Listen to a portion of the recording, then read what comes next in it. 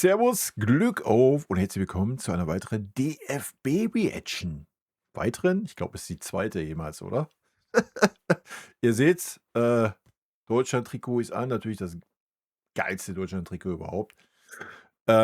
Hintergrund ist natürlich nicht geändert, wir sind hier auf dem Bayern-Kanal, alles ist fein. Nichtsdestotrotz gehen wir rein in die Klopp-PK, in die Vorstellung von Jürgen Klopp. Ich habe mal den Anfang geskippt.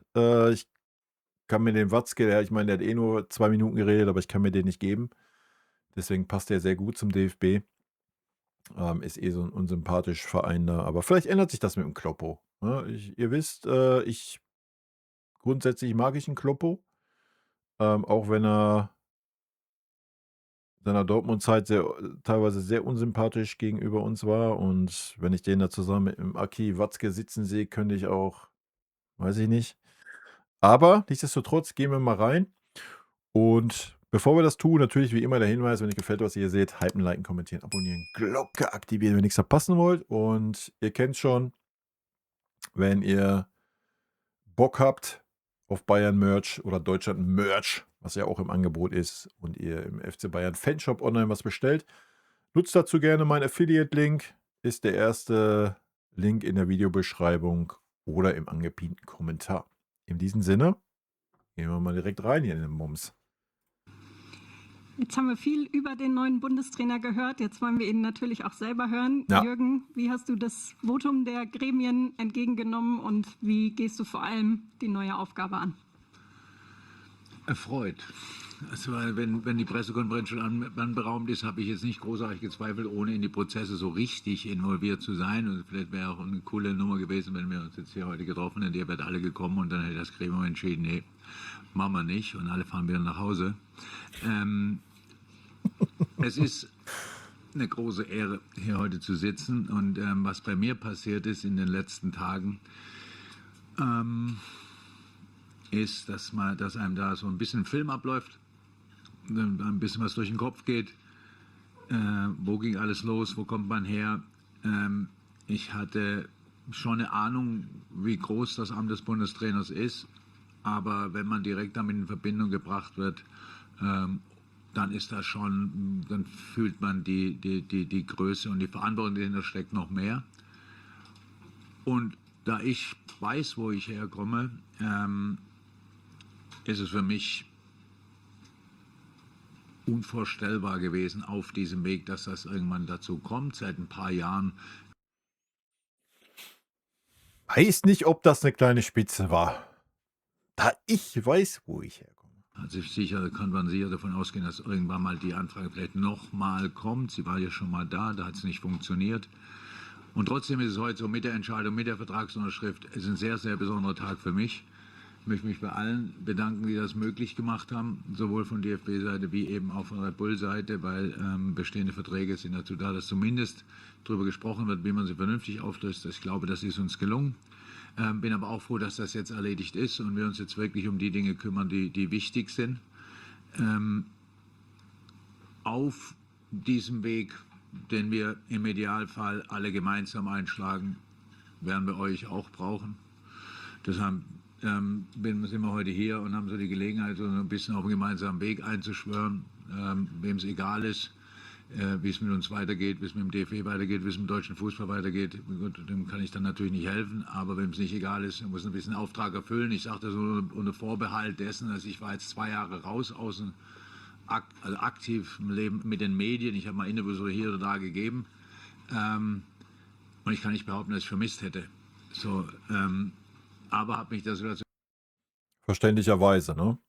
Die heutige Medienlandschaft, wenn wir es human sagen, sagen wir, ist Schmutz. natürlich trotzdem jetzt durchaus auch wissend um dieses größere Interesse ausgesetzt und war dann natürlich schon ein bisschen überrascht, nicht verärgert, noch nicht, aber überrascht, wie schnell rauskam. Und auf dem Weg, auf dem wir uns irgendwann einigen müssen, wäre es irgendwie hilfreich, wenn wir richtig vorschnell stellen bei der Berichterstattung, wenn wir das Hirn mit einschalten, wenn wir was erfahren, ob wir es wirklich auch raushauen oder ob wir einfach im Sinne der Sache dann denken, ja komm, drüber mal ein Auge zu. Solche Dinge. Ich sage das auch vor dem Hintergrund, dass ich das, was ich mache oder vorhabe, gemeinsam mit meinem Trainerteam, und da komme ich gleich dazu,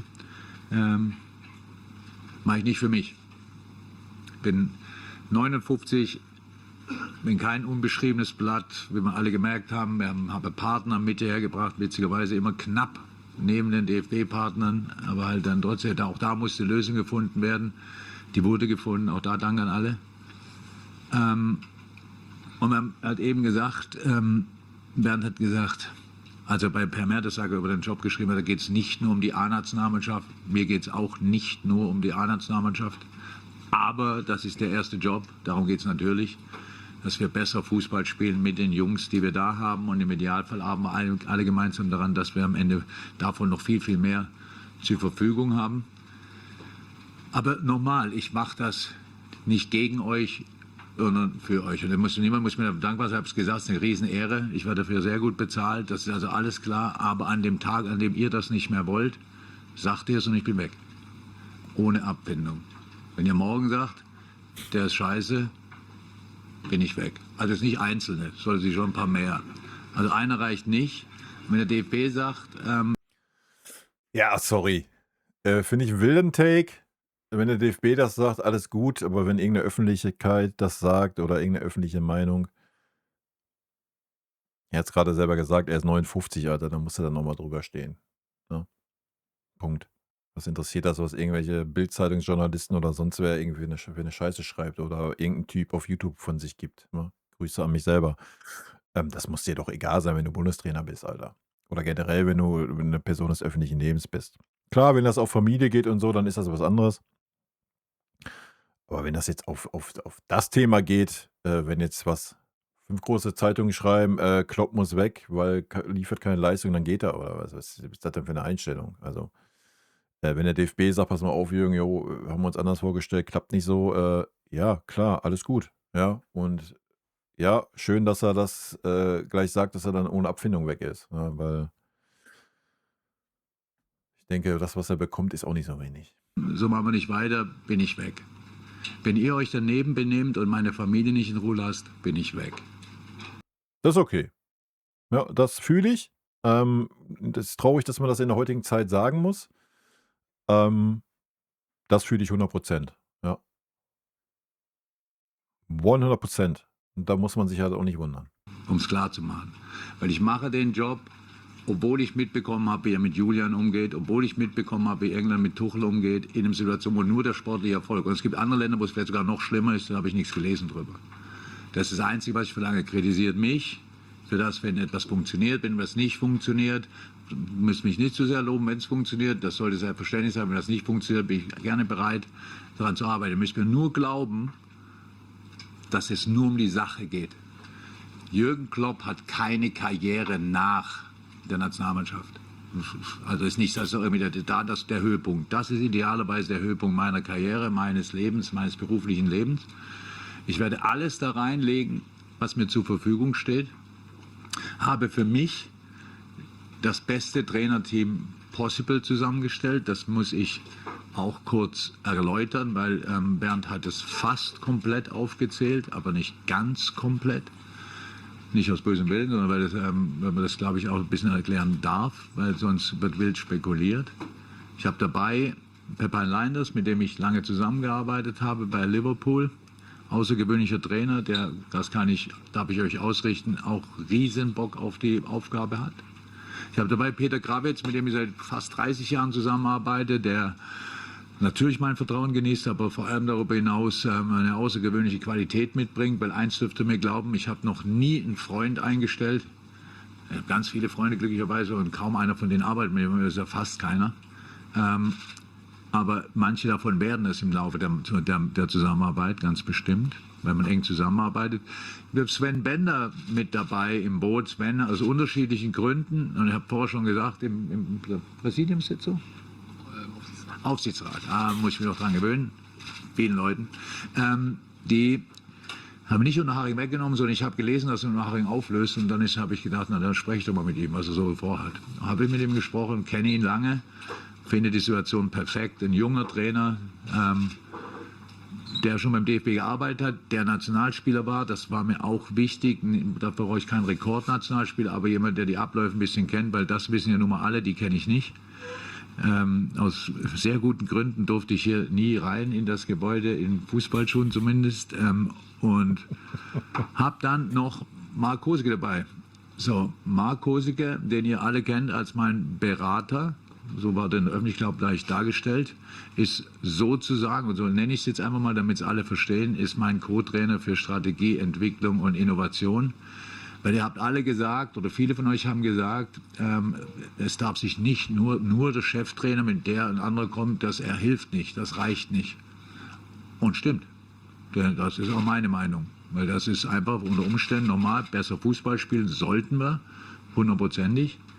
Aber wir müssen auch ganz viele andere Dinge ändern. Und da muss man Leute haben, die sich auch darum kümmern, mit mir gemeinsam, weil wir wollen Ja, gehe ich mit. Gehe ich 100% mit. Du kannst das nicht als einzelne Person. Ich meine, Klopp ist ja schon, kommt ja aus England. So, ja. Er hat ja schon ein bisschen mehr da Aufgaben übernommen, als wie du das in der Bundesliga machst oder sowas, als Trainer.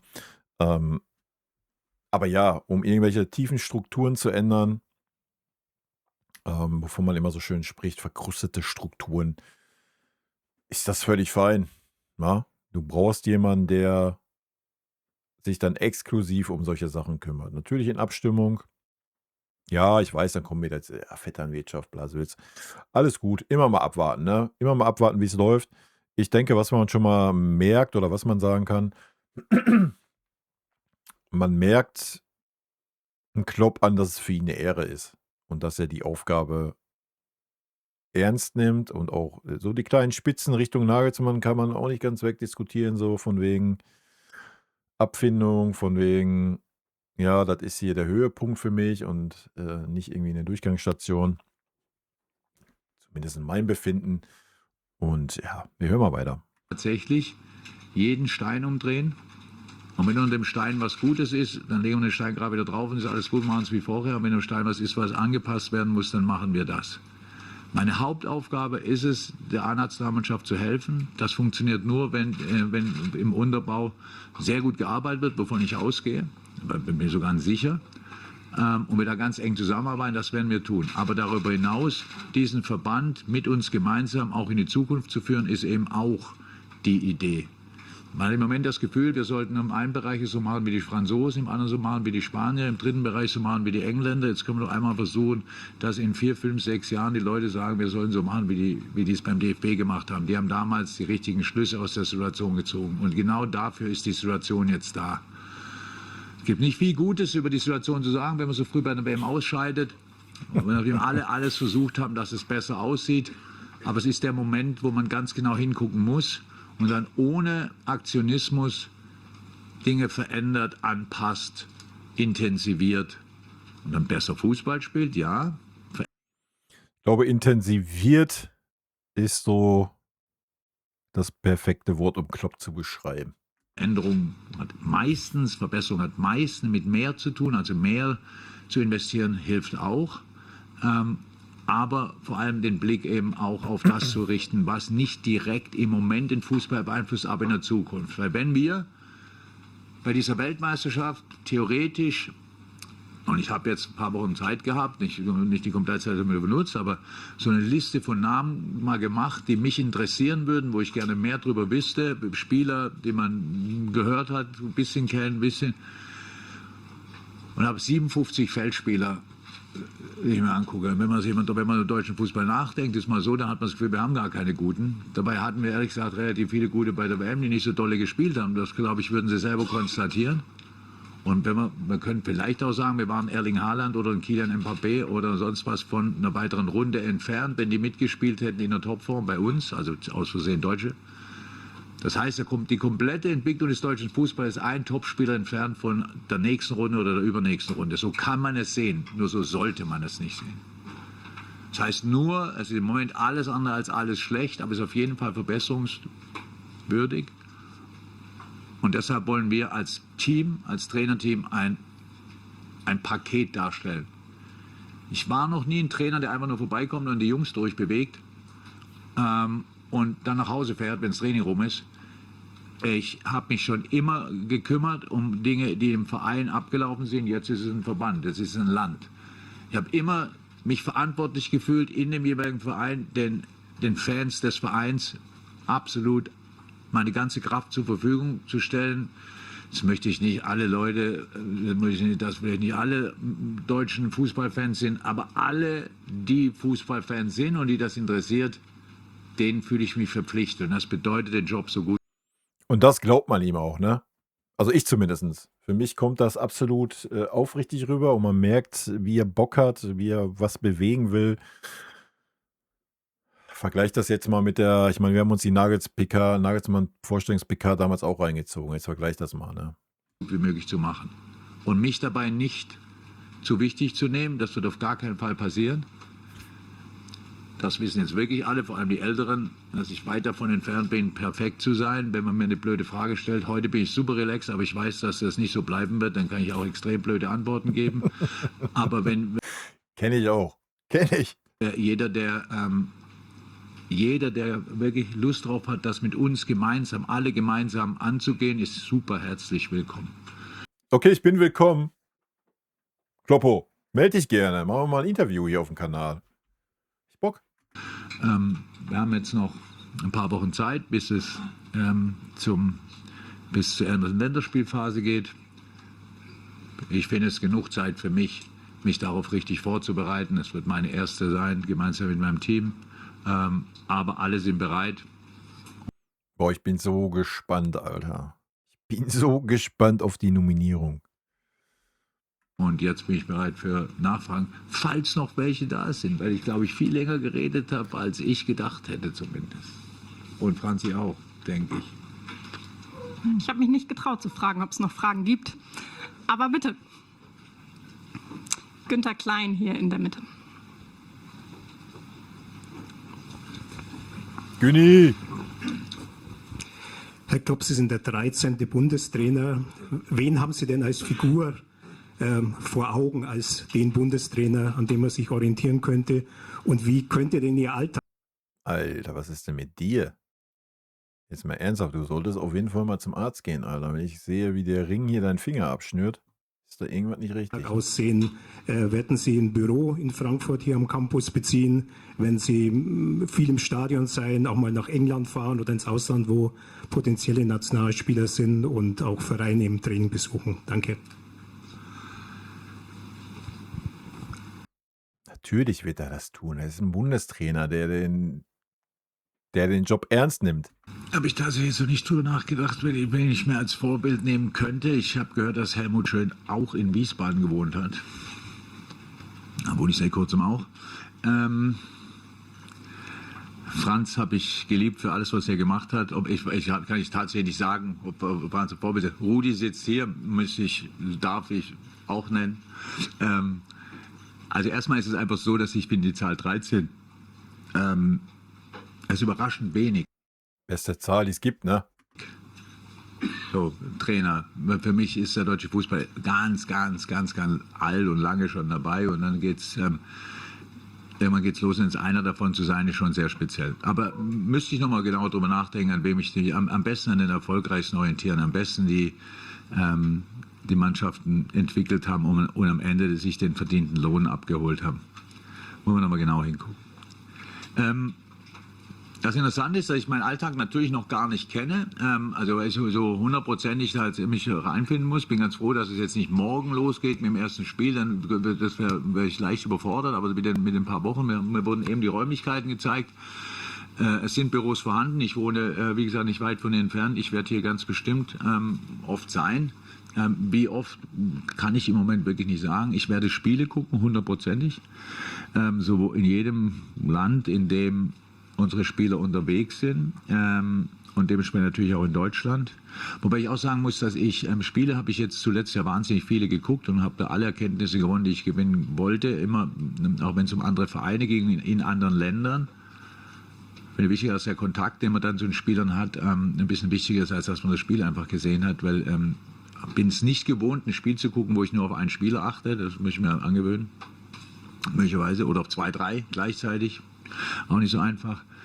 Aber ich werde versuchen, mit den Spielern relativ zügig in Kontakt treten zu können, weil das ist ja dann am Ende das eine, egal was ich für Ideen entwickle, ohne die Spieler habe ich da gar keine Möglichkeit, die umzusetzen, und deshalb wird das so die erste Aufgabe sein. Wenn man die hier treffen kann, weil ich sie hier im Büro treffen, wenn man sie irgendwo anders treffen muss, weil sie da, wo sie leben, weil es ja praktischer ist für sie, was sehr wahrscheinlich ist, werde ich möglicherweise häufiger da sein. Aber mehr kann ich über den Alltag nicht sagen, das ist ein offenes Feld. Ich kann über mich sagen, ich war schon immer tendenziell eher ein bisschen mehr gemacht als zu wenig. Also das habe ich jetzt nicht gespürt, dass ich das verändert hätte. Also dementsprechend werde ich versuchen, es richtig zu machen im Sinne der Spieler. William Leng, direkt. Ja, war auch nicht anders zu erwarten. Ne? Also wüsste nicht, was man jetzt für eine Antwort da erwartet hätte. Also klar wird Kloppo. Und wie gesagt, ich gehe da auch mit, dass es wichtiger ist, den Kontakt zu haben zu den Spielern, offen und ehrlich zu den Spielern zu sein, und keine Ahnung, ich denke, eine Benotung der Spieler, da musst du dir nicht unbedingt jedes Spiel selber reinziehen. Da gibt es genug Quellen. Ne? Daneben.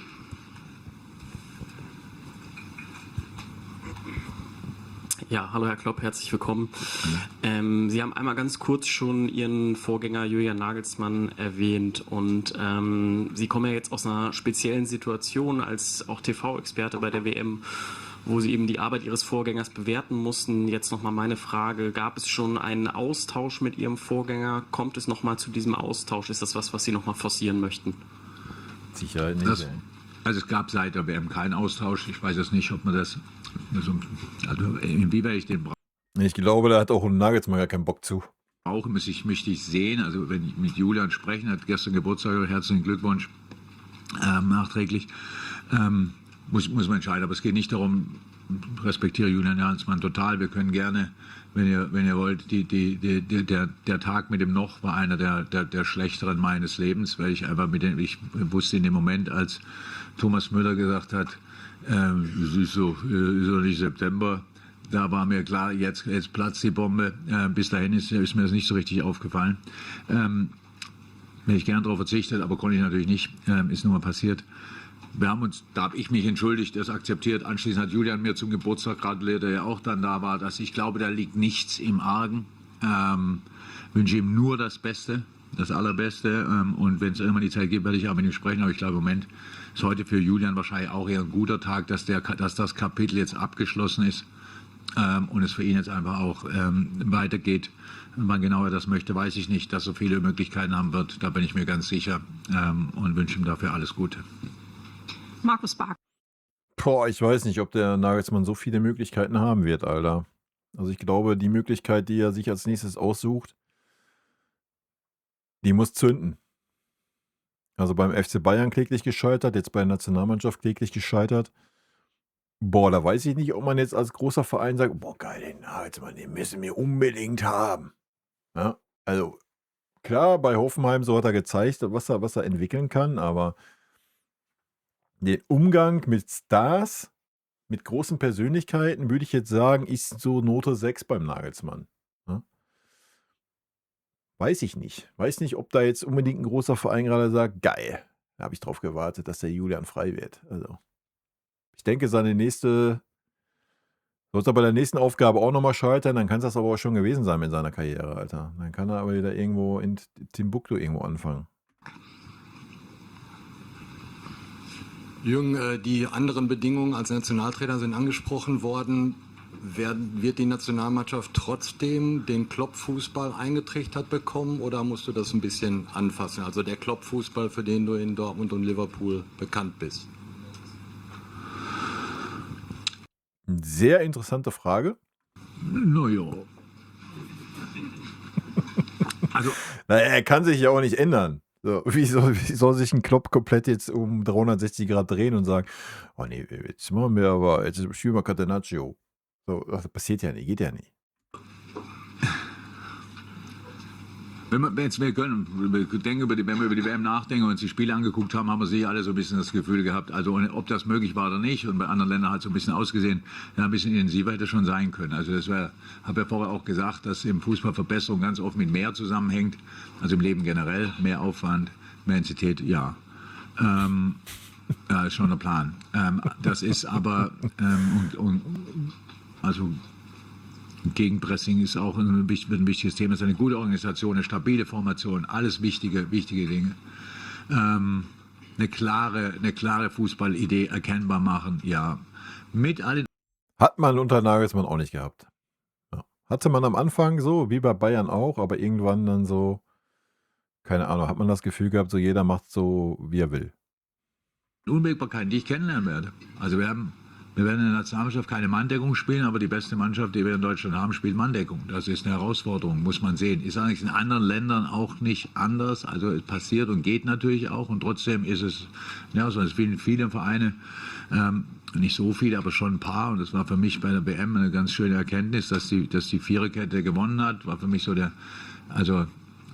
Mannschaften, die das Spiel aktiv bestimmen wollten, die Mannschaften, die wirklich sozusagen das Turnier. Wobei Viererkette auch nicht immer gleich Viererkette ist, so. Ne? Also die Außenverteidiger spielen ja nicht mehr so, wie die Außenverteidiger noch vor 10 Jahren gespielt haben. Die Außenverteidiger sind ja mehr Außenstürmer oder mehr Mittelfeldspieler, je nachdem, ne? Wie man es auslegt, wie Defensivspieler, zumindest im eigenen Ballbesitz. Das war ja früher auch nicht so extrem. Ja? Also. Gewinnen konnten, haben alle mit 4 gespielt, werden wir auch tun. Wir werden mit Flügeln spielen, weil ich davon überzeugt bin, dass heute jede Mannschaft, jeder Gegner kann das Feld sehr, sehr eng machen. Den einzigen Vorteil, den man hat, ist ab und zu für einen kurzen Moment am Flügel. Das heißt, die Spielmacher der heutigen Zeit sind am Flügel. Und so wird das ablaufen. Es werden Spieler Möglichkeiten bekommen, die jetzt möglicherweise gerade noch gar nicht damit rechnen, einfach weil ich gerne mutig sein werde und das auch bin. Das war ich schon immer und werde ich auch bleiben. Ich habe Lust, mit Jungs zusammenzuarbeiten, die einen Fußball spielen wollen, der allen gefällt. Und damit meine ich nicht, ist nicht immer sofort erfolgreich, das wissen wir alle. Aber ich möchte auch mit der Nationalmannschaft etwas schaffen, dass die Leute nach dem Spiel nach Hause gehen und denken, oh, wow, das war wirklich cool. Das hätte ich sehr gerne. Ich glaube, das hätten wir auch alle sehr gerne. Ja. Und für viele, auch für mich, fängt das ja schon bei den Charakteren an. Ja. Wenn du da 80% der Mannschaft siehst, wo du das Gefühl hast, Alter, gib doch mal endlich Gas, Alter. Werd doch endlich mal wach. Wach doch mal auf und reiß dir mal den Arsch auf. Ja. Da fängt das doch schon an. Ja. Und ich glaube, das ist eine Sache, die wirst du unter Klopp nicht sehen. Wenn da so ein Spieler rumdümpelt, wie es ein Kimmich bei der WM getan hat, den ich jetzt mal als Exemplarbeispiel nehme, das haben auch noch viele, viele andere. Das wird unterm Klopp wohl nicht funktionieren. Ja. Da wird sich der eine oder andere umschauen, da gehe ich von aus. Ja. Gerade Kimmich Personalie wird sehr, sehr spannend zu sehen sein. Aktueller Kapitän, also ich bin gespannt. Ja. Also der muss auf jeden Fall ein bisschen mehr brennen dann, damit der da weiterhin in der Nationalmannschaft sein wird. Aber lassen wir uns mal überraschen. Dazu brauchst du ein paar Dinge. Und ich habe ja, wenn Jürgen Klopp irgendwo reinkommt, dann ist ein Riefen Aufriss, dann werden Fotos gemacht, dann wird Jürgen Klopp Bundestrainer und heißt, jetzt werden wir Weltmeister.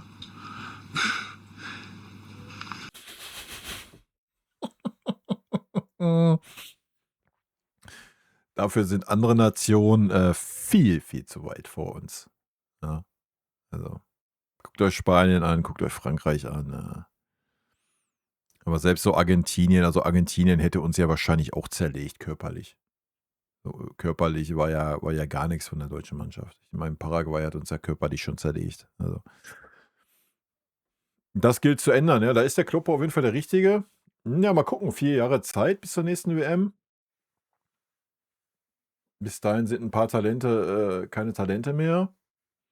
'n paar Kimmis und so sollten dann nicht mehr in der Nationalmannschaft sein, kann ich mir nicht vorstellen unter Klopp.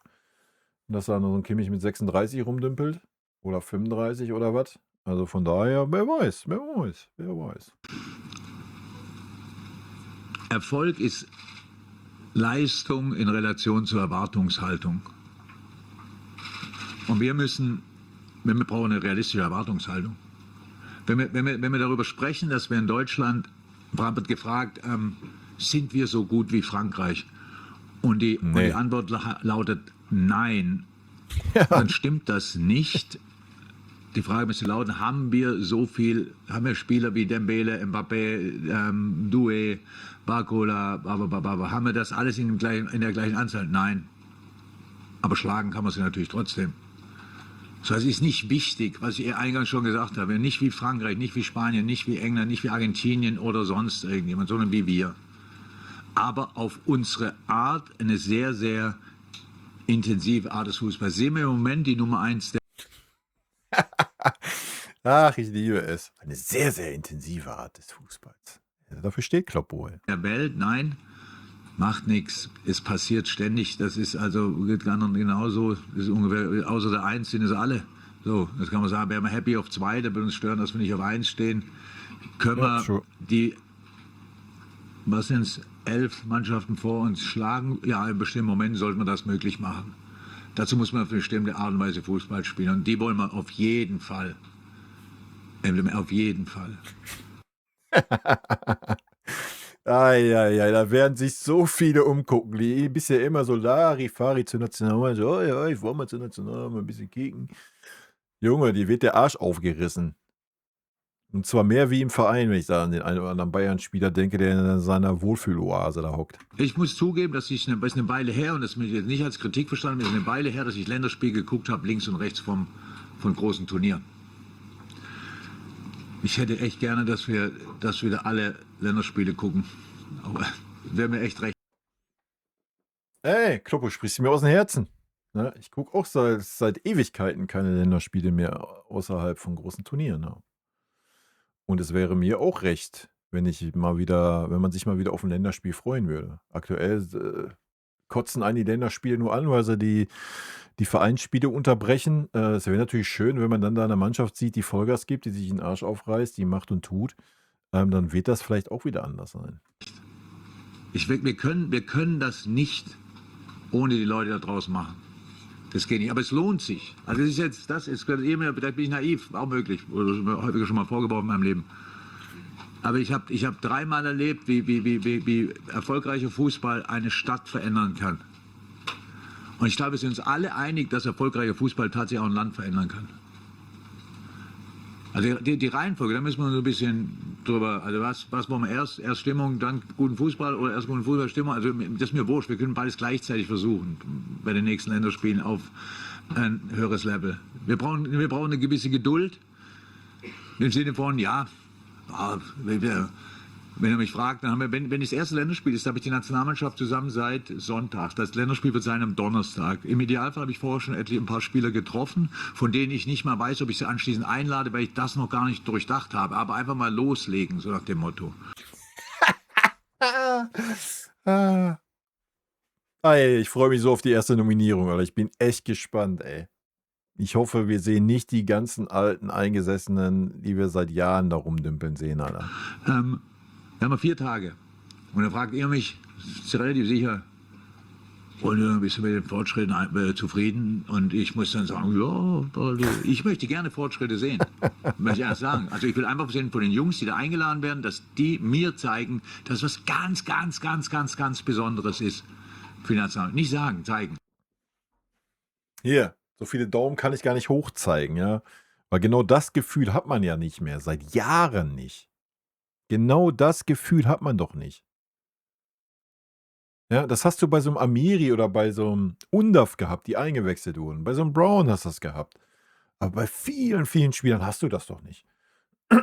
Die kennen das alles. Die sind Weltmeister geworden, Blasels, oder halt nicht Weltmeister geworden, sind seit 18.000 Turnieren dabei, haben über 100 Länderspiele, Blasels. Hast du doch nicht mehr das Gefühl, das ist jetzt irgendwas Besonderes. Nee, das ist Dienst nach Vorschrift, Alter. Ja? Und da müssen wir wieder von weg. Und das ist, was ich erwarte. Und schön, dass der Kloppo das auch erwartet.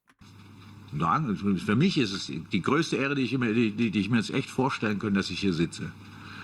Und es ist keine Drohung anspielen, nicht, dass es irgendeiner draus macht, da geht es schon los mit eurer Ding, Jürgen sagt das und das und das. Das ist eure Aufgabe, dass ihr nicht ständig missversteht, sondern versucht, mich zu verstehen, wenn ich schon rede.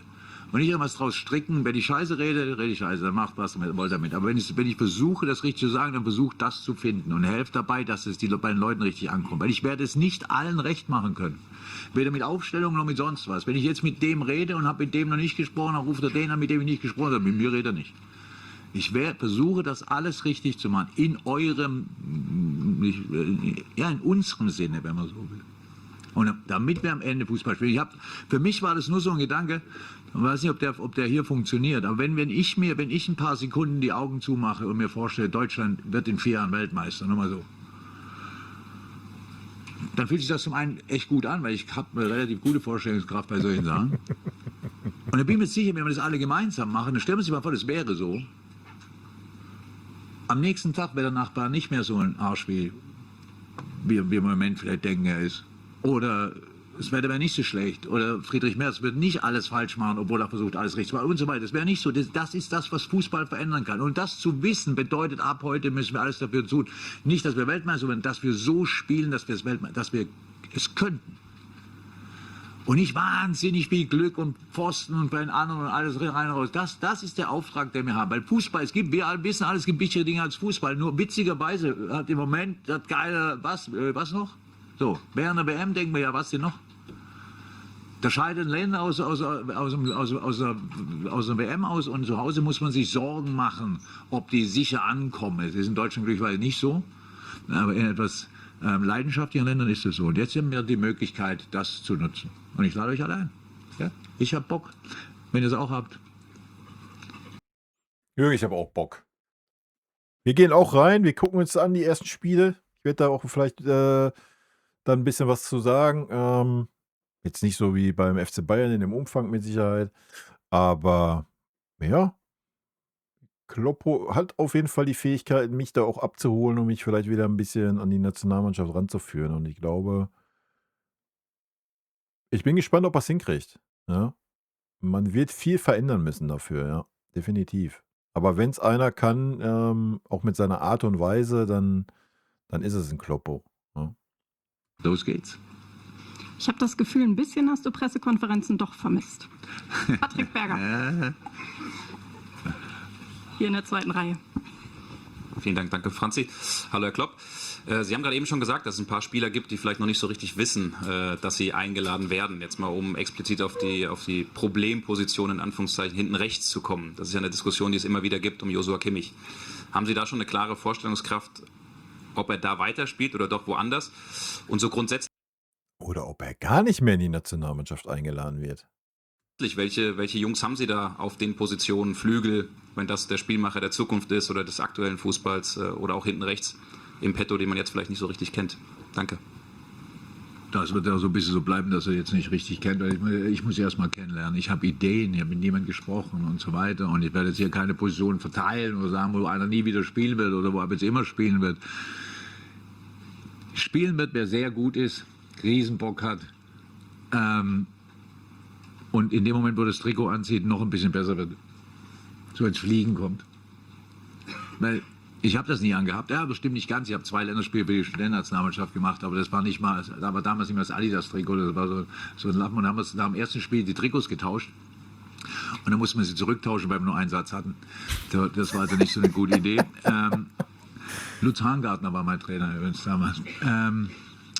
Alte Geschichte. So, das heißt, das ist was ganz, ganz Besonderes. Das müssen wir schon hochhalten. Ich verstehe das total, wenn man 100 irgendwas, das ist irgendwann mal ohne so viele Spiele. Ich war auf der anderen Seite. Länderspiele haben mich früher gestört.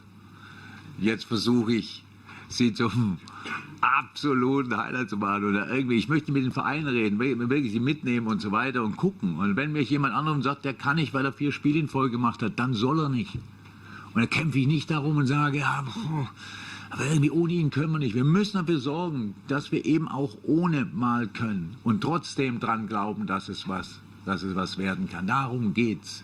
Wir können ja nicht nur auf Verletzungen reagieren. In dem Moment, wo sich jemand verletzt, so muss ich vorher Gedanken, was können wir denn machen? Und das sehe ich als meine Aufgabe. Wir werden gucken, wie gut ich das mache.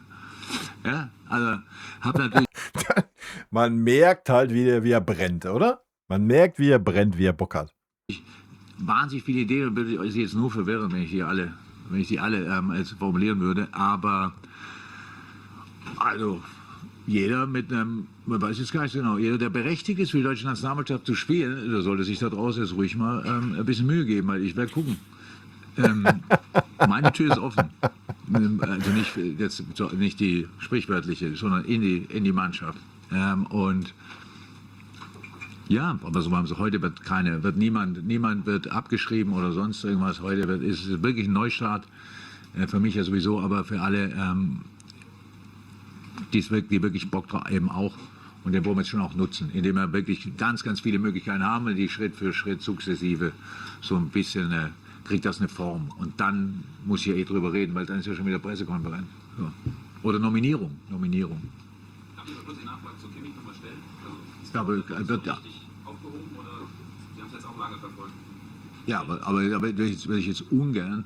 Weil wir gehen die zwei Antwortszenarien kurz durch. Ich sage, ja, er hat auch mal gut gespielt halt, oder der auf 6 ist, dann ist das Ding erledigt. Ich will mir gerne die Option einfach. Also einfach mal wirklich generell drüber nachdenken und nicht zu früh mich mit einer Position alleine beschäftigen. Aber eins kann ich sagen, wir werden definitiv mit dem Rechtsverteidiger spielen. Das ist schon mal klar. Da bin ich sehr positiv. Dann Sven Voss und danach Matthias Dersch für den Kicker. Jürgen, das Verhältnis Fans und Nationalmannschaft hat in meinen Augen in den letzten 14 Jahren ganz schön gelitten. 14 Jahre? Ja, vermute ich einfach mal. Achso, da waren wir immer Weltmeister. Was auch nicht nur mit den Ergebnissen zu tun hat, glaube ich, sondern auch damit, wie sich die Nationalmannschaft Wie sie sich entwickelt hat und auch mit den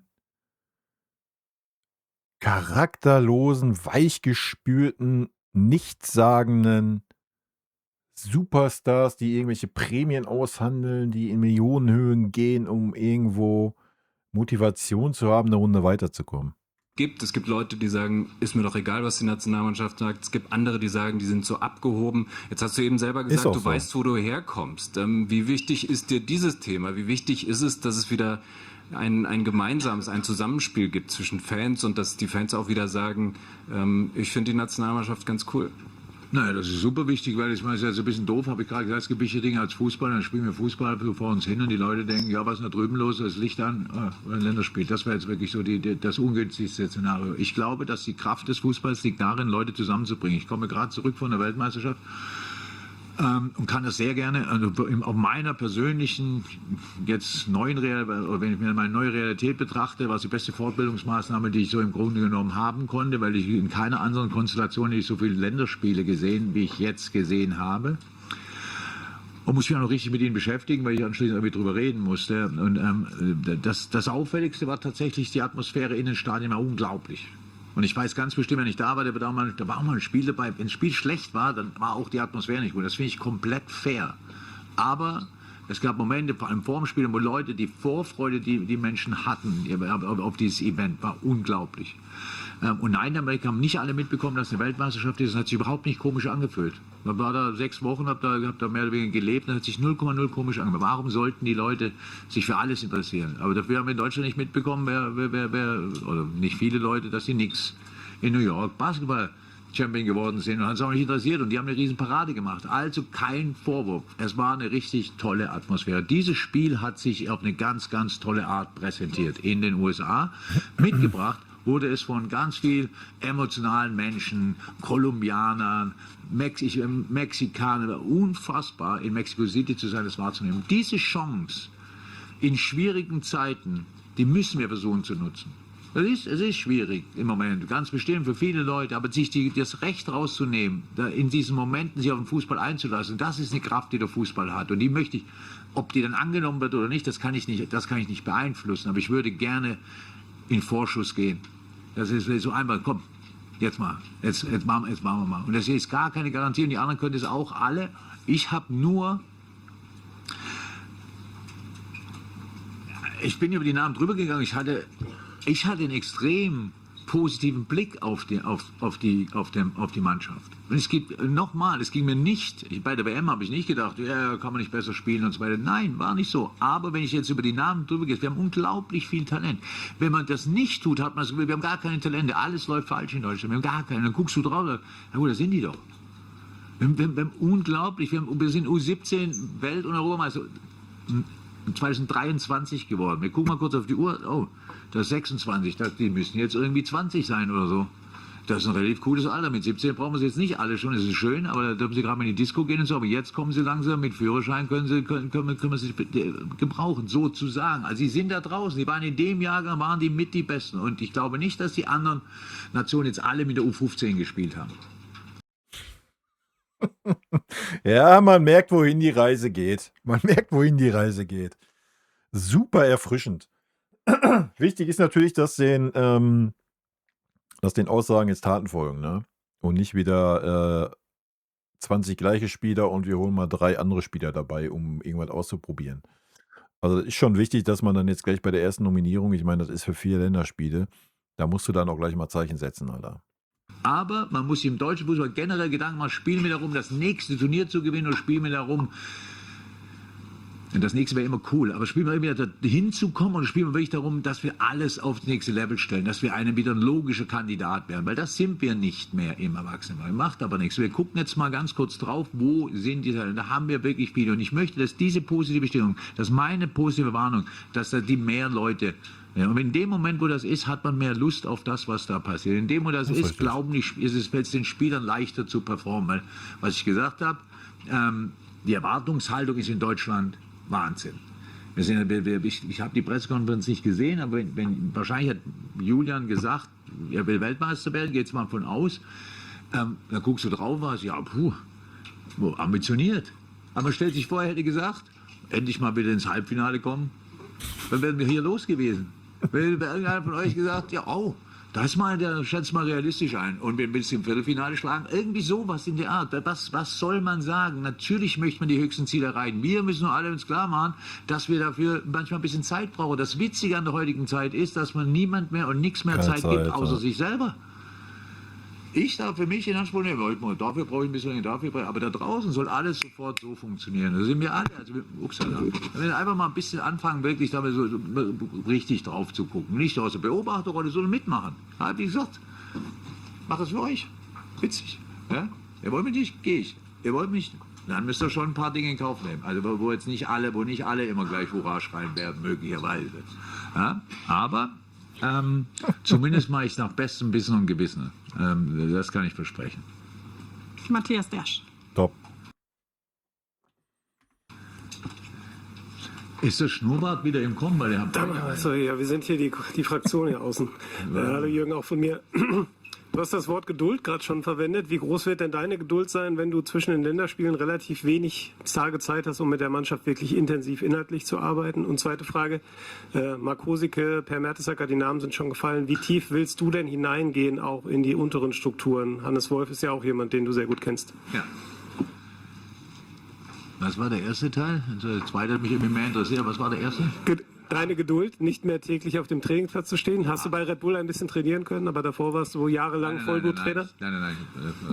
Ich habe selber mehr trainiert, als ich irgendwie mit irgendjemand anders trainiert hätte. Das ist kein Problem. Ich bin ja nicht doof. Also ich weiß ja, das ist eine Diskussion, die gerne geführt wird, verstehe ich auch total. Der eine ist ein Vereinstrainer, der andere ist Verbandstrainer und der Vereinstrainer muss jeden Tag am Platz stehen. Ich stand in meinem Leben so oft auf dem Platz, bei schlechtestem Wetter.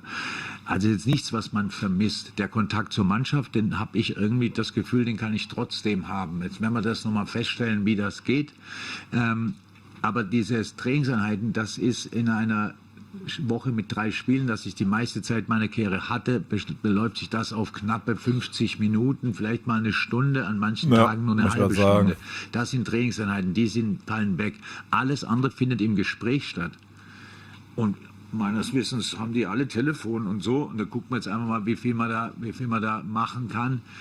Ich werde mir die Spiele der Spieler angucken und dann werde ich ihnen mein Feedback geben. Und dann wird es heißen, Josh, was hast du da wieder gemacht? Was ist denn los mit dir? Wahrscheinlich. Das ist auch Kontakt, das ist Entwicklung. Wir müssen das sehen. Wir haben jetzt natürlich mit De La Fuente einen Trainer, wo man muss echt sagen, also in Spanien, wo man sagt, okay, der arbeitet seit gefühlt 20 Jahren mit dieser Generation zusammen, weil er sie schon seit U16 kennt. 10 Spiele im Jahr ungefähr, ohne Turnier. Ich hatte Saisons mit über 60 Spielen, das heißt... Ja, da siehst du aber auch, die Spanier laufen auch wie ein Uhrwerk. Es wären dann genau 6 Jahre, dann wäre ich so weit. Also ein bisschen doof. Müssen wir schon gucken, dass wir das andere hinkriegen. Aber die reine Arbeit auf dem Platz, das können wir jetzt nicht ändern. Müssen wir wirklich. Ich glaube nicht, dass es ein Problem ist, aber es ist nicht, dass es mir fehlt. So, haben wir die anderen auch nicht alle und die haben sie auch entwickelt. Also deswegen geht es mal davon aus, dass wir das auch hinkriegen. Ich habe jetzt nicht 800 Trainingseinheiten vorbereitet und stelle fest, dass die letzte kann ich erst 2078 machen, sondern wir machen wirklich viel Regeneration, vor allem für das erste Spiel wahrscheinlich immer. Und viel reden und wie ihr merkt, reden geht immer noch. Vernünftig hebe ich mir dann für die Spiele auf. Ja. Wir haben ganz hinten Klaus Bergmann. Der zweite Teil der Frage habe ich jetzt. Was war der nochmal? Also wie tief du reingehen willst in die Strukturen. Sehr. Habe ich ja gesagt. Wer Jürgen holt, kriegt ihn. Also es mag heute ist, da haben sich alle gefreut. Bin mir nicht sicher, dass es jeden Tag der Fall sein wird. Aber ich wohne ja auch relativ nah hier. Also hat der Bundestrainer einen festen Parkplatz? Dass du einen hast, habe ich gesehen. Bei dem bin ich vorbeigefahren. Hat der Bundestrainer auch einen? Du hast den noch aus Leverkusen schon. Nee, habe ich einen Parkplatz mit Schild. So, dann habe ich einen Parkplatz. Der wird ab und zu ein Auto draufstehen, das kann ich schon mal sagen. So, aber jetzt nochmal klar zu sagen. Das ist halt auch so, ne? Das ist auch, wofür der Kloppo immer stand. So, du holst den nicht und wie er schon eingangs sagte, so, steht nur auf dem Trainingsplatz. Also. Dieser Job, ich habe die Diskussion alle verfolgt über die Jahre. Und immer wenn es nicht lief, dann wurde dem Bundestrainer vorgeworfen, er ist er nicht hingefahren, da war er nicht und so weiter. Ich sage, er sind Trainer Weltmeister geworden, die wussten nicht mal, dass die U21 haben in dem Land. Da bin ich mir ganz sicher. So, also dementsprechend nicht hier in Deutschland, sondern in anderen Ländern. So, das ist schon alles sehr erfolgreiche Trainer, interessiert ganz vieles wirklich gar nicht. Die Kritik ist aber absolut in Ordnung und ich glaube, auch da kann man es nicht allen recht machen. Wir haben immer versucht, irgendwie so, das ist der Supercup, den hat Aki Watzke schon bestellt, dass ich da neben ihm sitze am Ding, aber macht natürlich Sinn, wenn Bayern gegen Dortmund spielt oder Dortmund gegen Bayern. Da fällt mir ein, die Bayern müssen sich keine Gedanken machen, dass ich bei Aki und ich und Sven Bender jetzt hier sind, wir nur noch Dortmund-Spieler einladen, was auch witzig wäre, oder weil ich... Geht ja auch nicht. Ich wüsste nicht, welche guten deutschen Fußballer in Dortmund gerade rumdümpeln. Wäre schwierig, wenn man da nur Dortmunder einlädt. Mal bei Red Bull gearbeitet habe, nämlich nur Leipziger. Obwohl die sehr gute haben. Jetzt, wo waren wir genau? Nee, wir wollen auf jeden Fall, möchte ich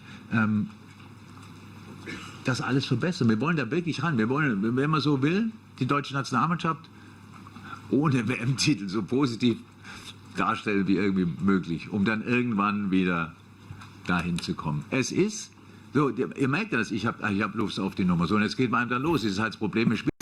Das merkt man auf jeden Fall, denke ich, oder? Ich bin erst in 2 Monaten und dann auch noch in Holland. Ja. Da treffe ich wahrscheinlich etliche meiner Ex-Spieler und so weiter oder sonst was. Und das ist alles gut. Die Zeit nutzen, viel arbeiten, jeden dabei unterstützen, die bestmögliche Entscheidung zu treffen. Ich möchte nicht für andere Leute Entscheidungen treffen. Aber ich tatsächlich mit Hannes sehr lange, sehr eng zusammengearbeitet und es wird ihm helfen, dass ich jetzt hier bin, weil ich an das, was er macht, 100% glaube. Und das hilft natürlich dann in dem Fall. Und alles andere gemeinsam mit meinem Team Dinge anschieben. Das ist es. Ja. Können wir also von ausgehen, dass Tom Bischof auf jeden Fall eine Rolle spielen wird in der Nationalmannschaft? Behaupte ich jetzt mal einfach. In der A-Nationalmannschaft. Klaus Bergmann und dann Jan-Christian Müller. Ja. Guten Morgen. Hallo, Herr Klopp. Hi. Sie werden die erste Phase ist ja jetzt neu gemacht, dass es gleich 4 Spiele sind. Ja, super. Ja, das ist schon fast die Antwort. Also Sie sind sehr froh, dass Sie diese gleich 4 Spiele haben. Und wie werden Sie die angehen? Sie müssen ja irgendwie den Spagat schaffen zwischen schnellem Erfolg oder möglichst schnellem Erfolg und dann der Europameisterschaft 2028, die ja nun stattfindet in einer Region, wo Sie gerade herkommen. Naja, also das ist sehr witzig. Ich habe als Vereinstrainer, das ich in meinem früheren Leben mal war, habe ich ja gedacht, als die Nations League eingeführt wurde, ich gedacht, wow, wer ist denn auf die Idee gekommen? Jetzt gibt es gar keine Freundschaftsspiele mehr. Das ist Wahnsinn. Das war für mich, jetzt müssen alle immer hin und es geht immer um alles und so weiter. wir müssen den Spagat schaffen zwischen Entwicklung und Perform, was dann immer das für Erfolg bedeutet. Also im Grunde genommen ist es jetzt kein wildes Casting da draußen los, aber ich finde, es ist schon auch die Zeit, wo man so ein bisschen in Zeiten, wo sehr erfolgreiche Fernsehformate irgendwie heißen, Deutschland sucht den Fußballstar. Also es ist ja gar kein Problem damit, wenn jetzt, wenn dich alle da zeigen wollen. Ich muss auch irgendwann mal gucken, ob das auch funktionieren kann und in welchen Spielen das geht. Und das Coole und gleichzeitig das Doofe ist mit den 4 Spielen, also ich kann gar niemand fragen, und wie habt ihr das gemacht?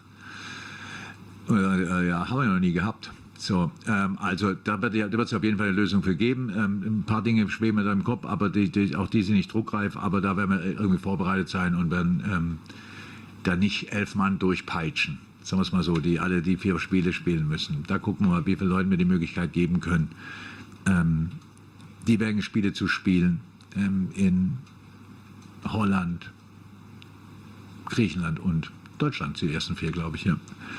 Nö, also, aber das ist echt ein bisschen früh. Also ich hatte bisher keinen Zugang zu offiziellen DFB.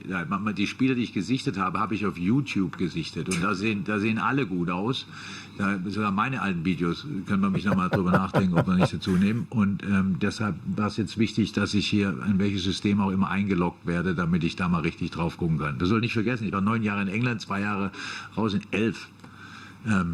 Einige der Spieler, die jetzt dabei sind, als ich gegangen bin, haben die noch B-Jugend gespielt oder nicht mal das. Also macht schon Sinn. Ich habe viel Fußball geguckt, viel Bundesliga geguckt in den letzten Jahren, aber es macht schon Sinn, dass ich nochmal genauer drauf gucke. Aber ich freue mich drauf. Und die Jungs, wer auch immer das ist da draußen, die Zukunft Nationalspieler können sich auch drauf freuen. Wer Gas gibt, wird mit mir viel Spaß haben. Das war schon immer so und wird in Zukunft auch so sein. Jan-Christian Müller. Und das Interessantere ist ja eher, wer nicht Gas gibt, wie es dann ausschaut. Aber vielleicht kriegen ja die nicht Gas gegeben haben, dann die Kurve jetzt wieder unter Klopp und geben wieder Gas, weil sie halt gezwungen werden. Ja, Klopp, die überraschendste Personalie ist ja jetzt Marc Rosicke, der ja hier auch in der ersten Reihe sitzt. Den können wir aber jetzt nicht direkt fragen, deswegen frage ich Sie. Warum machen Sie das so? Wird der jetzt 100% an Ihrer Seite sein, weil der ja auch noch andere Mandanten hat, weiß ich. Marc Rosicke ist kein Berater mehr, Stand. Weiß ich nicht. Vielleicht kann Herr Neuendorf auch noch mal was dazu sagen. Wird es jetzt einen Vertrag geben? Zur Aufgabe wird schon gerne, ich gebe gerne dann Bernd das Wort, aber zur Aufgabe wird schon gerne ich sagen. Nee, die vertragliche Sache kann vielleicht Herr Neuendorf oder Herr Watzke was zu sagen. Ja, sehr gerne.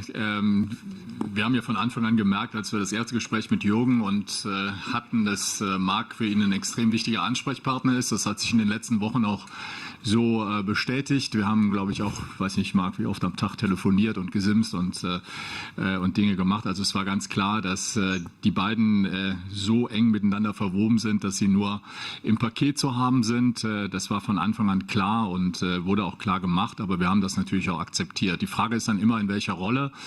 Jürgen hat das gerade als Co-Trainer bezeichnet, sozusagen für eher administrative Dinge, für Dinge, die jenseits des Fußballplatzes dann stattfinden, organisatorische Dinge. Das ist das, die Marc Rosicke, so ist unser Verständnis, so haben wir den Vertrag auch aufgesetzt, dass er die künftig für das gesamte Trainerteam übernimmt, nicht als Mitarbeiter des DFB wohlgemerkt. Und das heißt, er hat aber jeden Zugang in den Verband, er stimmt sich ab mit dem Trainerteam, was das hält das Trainer. Was ist er denn dann für Mitarbeiter, wenn er nicht Mitarbeiter des DFB ist? Was ist das denn wieder für ein komisches Konstrukt? Hä? Team für erforderlich. Er ist ein wichtiger Mensch, eine wichtige Schnittstelle in den Verband hinein, bei allen möglichen Themen. Team hinter dem Team, Kommunikation, Sponsoren.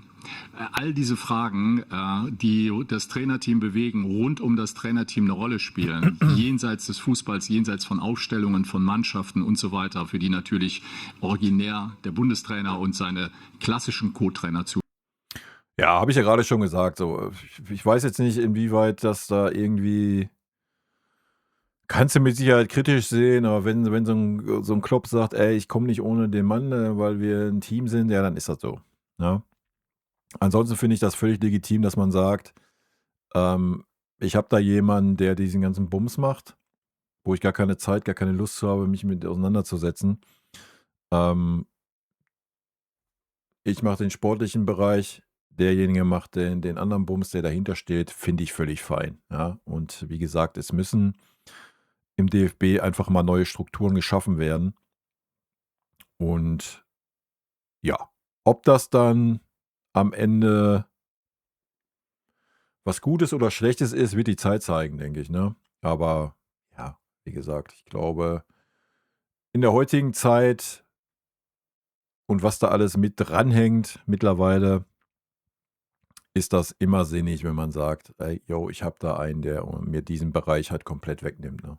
Zuständig sind, gehen diese Trainerfragen und Trainerthemen über den Tisch von Marc. Er ist eng angebunden, auch das ist so verabredet mit dem Verband. Er kriegt jede Schnittstelle in die Kommunikation, ins Marketing, aber eben auch bis hoch in mein Büro. Ich bin auch und stehe zur Verfügung als Gesprächspartner, Aki auch, die Geschäftsführung selbstverständlich. Wenn es Themen gibt, die das Trainerteam für unabdingbar hält, ja, und das meine ich halt. Ne? Wenn du dich jetzt als so, wenn die so sind, was weiß ich nicht, wie lange die sich kennen, dann sagt der Kloppe, das muss anders werden und dann ist derjenige dafür da, das umzusetzen. Und der kann sich dann mit den ganzen Bürokratie-Scheiß auseinandersetzen und nicht dann noch der Bundestrainer, der sich um andere Sachen zu kümmern hat, ne, sportlich.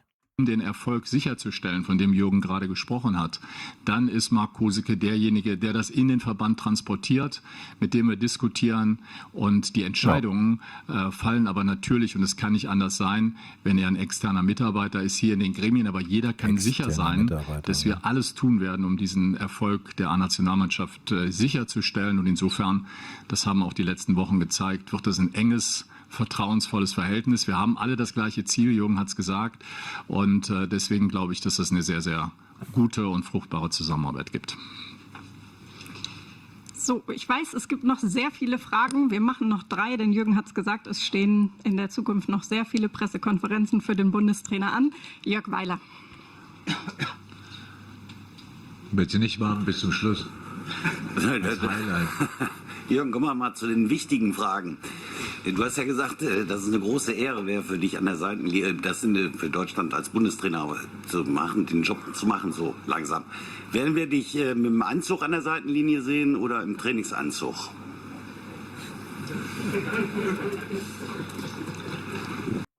Naja, könnt ihr euch den Klopp im Anzug mit Krawatte an der Seitenlinie vorstellen?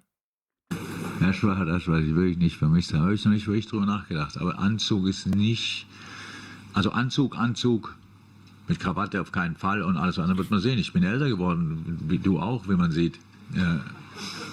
So, und mal gucken, was wir finden. Aber Trainingsanzug ist jetzt auch nicht wahnsinnig wahrscheinlich. Das ist auch schon ein bisschen her eigentlich.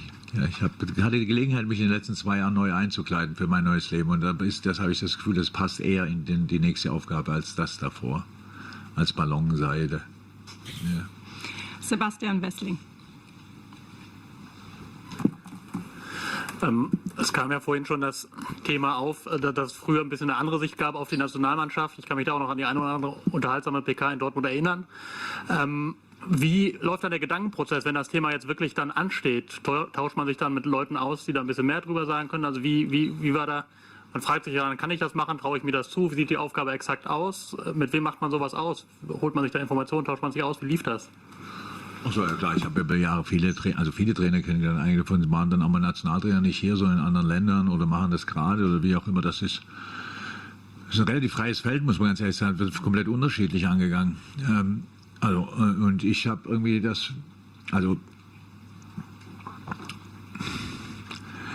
ich hatte jetzt nicht das Gefühl, dass ich jetzt diesmal das so machen will wie jemand anders. Sondern dieses Thema für mich ist, jeder Mensch muss und Zeit zu Zeit gechallenged werden, also um das nächste Level, also jetzt irgendwie dahin zu kommen, wir müssen gucken, vorbeizufahren, wenn man irgendwie einen Herzogenaurach aufzuschlagen, kurz vor den Nationalmannschaften, irgendwer ruft an übrigens, der ist nominiert. Das bin ich ja auch gar nicht. Aber gechallenged werde ich grundsätzlich, und so ist mein Trainerteam zusammengestellt von meinen Trainerkollegen. Und eben von Marc über die Jahre. Deswegen war für mich das klar, dass das jetzt hier passieren muss in dieser Situation, weil meine größte Stärke ist wahrscheinlich erst einmal auch zu wissen, wo ich nicht top bin. Es gibt ein paar Dinge, die kann ich relativ gut. Das hat mir ein sehr angenehmes Berufsleben verschafft, muss man wirklich sagen. Ich konnte immer das machen, was ich wollte, und ein paar Dinge bin ich nicht so gut. Und ich möchte, dass wir hier das perfekte Paket bereitstellen. Das war meine Intention. Nichts für mich leichter zu machen, sondern so. Ich möchte nichts außer Acht lassen. Ich möchte nichts vergessen. Ich möchte nicht zu sehr auf der Fußballseite verstrickt sein.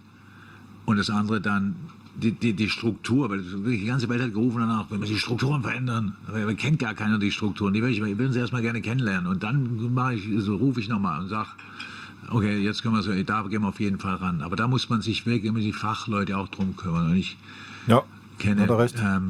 Und wenn man jetzt mit jemandem zusammenarbeitet, wenn so Entscheidungen, die man dann trifft, auch wichtig sind, dann ist wahnsinnig wichtig, dass der Mensch, der einem das praktisch empfiehlt, dass man den lange kennt und dass das funktioniert. Und deshalb und wir da in eine Richtung denken. Und das ist das, warum das Team so aussieht, wie es aussieht. Um die perfekte Leistung als Gruppe abliefern zu können, einfach im Trainerteam. Das ist der Gedanke, der dahinter steckt. Und wie der Job dann ganz genau aussehen wird. Wie er woanders aussah, weiß ich nicht. Wie meine aussehen wird für mich jetzt jeden Tag so ein bisschen klarer. Ich habe heute wahrscheinlich meine beiden wichtigsten Mitarbeiter kennengelernt. Mich zu Pressekonferenzen einberuft und alles andere außenrum managt dann noch. Das sind jetzt erstmal, wo ich alle Telefonnummern herkriege, und so werden es die nächsten Tage aussehen. Und dann glaube ich nicht, dass irgendwie ein Stein gemeißelt ist, wie man als Bundestrainer zu sein hat, sondern da dürfen wir alle so ein bisschen uns ausleben und das versuchen, einfach so gut wie möglich zu machen. Oliver Mucha. Ja, auch wichtig. Ja. Warum soll man auch jetzt sein wie jemand anderes? Also.